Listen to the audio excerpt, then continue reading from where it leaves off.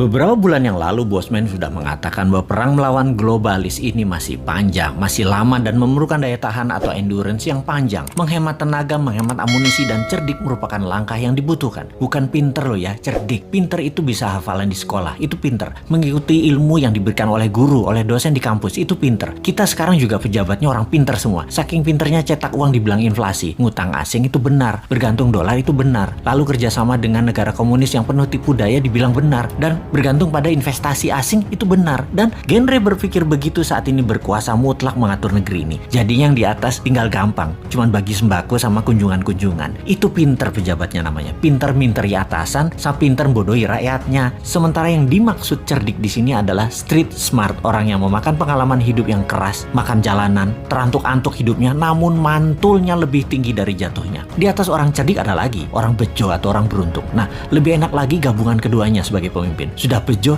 cerdik lagi, itu baru pantas jadi pemimpin yang mengatur perang melawan globalis cabal. Oh iya, sebelum lanjut kita harus membedakan pebisnis globalis dan globalis cabal. Cabal adalah secret society, lebih menginginkan kepengendalian mutlak atas kehidupan manusia. Cabalis itu sudah pegang kendali atas teknologi, atas informasi, kendali atas komunikasi, sistem keuangan, dan sekarang kendali ke arah dua hal yang penting, yaitu kesehatan serta makanan. Musuh negara tidak berdaulat yang pemimpinnya oportunis itu bukan hanya dua negara besar, Tiongkok dan Amerika, tetapi ditambah juga globalis cabal. Jadi ada tiga musuh sebenarnya. Kita detailkan ketiganya, pengendali negara lemah tersebut. Pola kendali terhadap negara lemah atas dua negara besar dan kelompok globalis adalah tiga strategi Tiongkok, yaitu menggunakan soft power kalau Tiongkok ya. Pertama, kendali atas media massa sebuah wilayah. Nomor dua, kendali atas pejabat pemerintahan wilayah yang ditarget serta anggota parlemennya. Kemudian nomor tiga, kendali atas peraturan hukum dan penegakan hukum di wilayah tersebut. Di sisi lain, strategi Amerika itu menggunakan hard power, yaitu tekanan militer, terorisme, ideologi, humanitarian, menggunakan organisasi multilateral seperti IMF, PBB. Semua adalah tool Amerika untuk menyedot aset harta negara lemah. Strategi globalis cabal adalah pegang sosial media, informasi, dan big data. Mereka bukan mau menguasai wilayah hajat hidup seperti Tiongkok, ambil sumber daya alam seperti Amerika, kendalikan energi dan oil, serta dolar. Bukan. Globalis cabal kendalinya atas data, atas minat interest seseorang, mengubah tindakan perilaku, merubah society, merubah dunia dengan merekalah pemegang kendali hidup manusia, bukan hanya wilayah. Globalis cabal anti negara, anti nasionalisme, senang atau mendukung pemimpin otoriter yang bisa dikendalikan oleh mereka. Jadi saat ini perangnya ada tiga front, Tiongkok, Amerika, dan globalis cabal. Globalis saat ini pegang kendali atas big farmasi atau perusahaan obat-obatan besar serta kesehatan. Alat tes COVID, virus COVID, dan vaksin adalah satu paket globalis cabal yang punya. Sistemik sekali kerja mereka, didesain panjang sejak 15 tahun yang lalu. Detail, rinci, terarah, lengkap dengan perang medianya,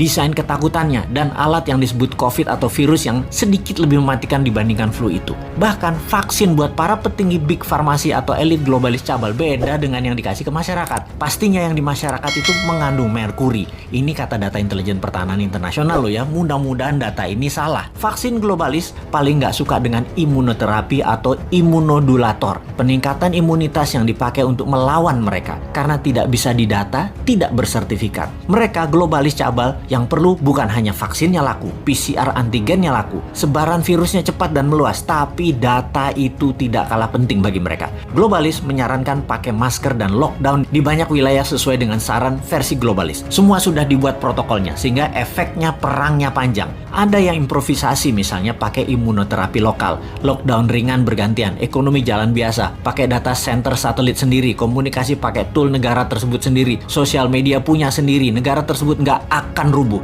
ekonomi jalan dan COVID musnah dalam sekejap. Anti saran globalis dan melawan mainstream pasti menang. Itulah kenapa di tahun 2019 pertama-tama video Bosman muncul, kita mengingatkan perang yang akan terjadi di tahun 2020 dan tahun 2021 dengan akhir kalimat bertanya, sudah siapkah Indonesia? Untuk apa? Untuk punya Google sendiri, punya Facebook sendiri, punya satelit komunikasi sendiri, punya data center sendiri, punya Twitter sendiri, punya TikTok sendiri, punya begituan deh. Ini kira-kira maksudnya. Hanya di tahun 2019 awal tersebut kita menginformasikannya pelan-pelan, muter-muter bersandar nepo gaya bahasa pengandaian dan indirect language.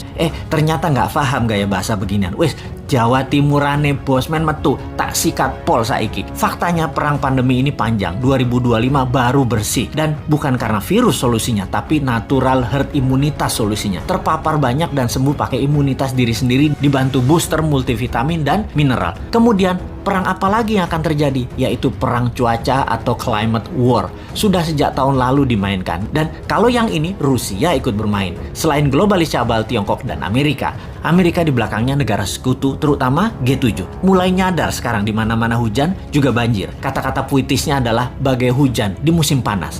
Jadi kenyataan benar karena ya direkayasa cuacanya. Masihkah tidak sadar juga setelah pandemi maka kesengsaraan lain akan terjadi yaitu kelangkaan pangan? Sudah siapkah kita? Atau seperti 2 tahun ini, walau sudah diingatkan tetap aja menjalankan semua seakan-akan seperti anak SD gambar pemandangan 2 gunung, matahari, dan sawah. Wapokmu kapan?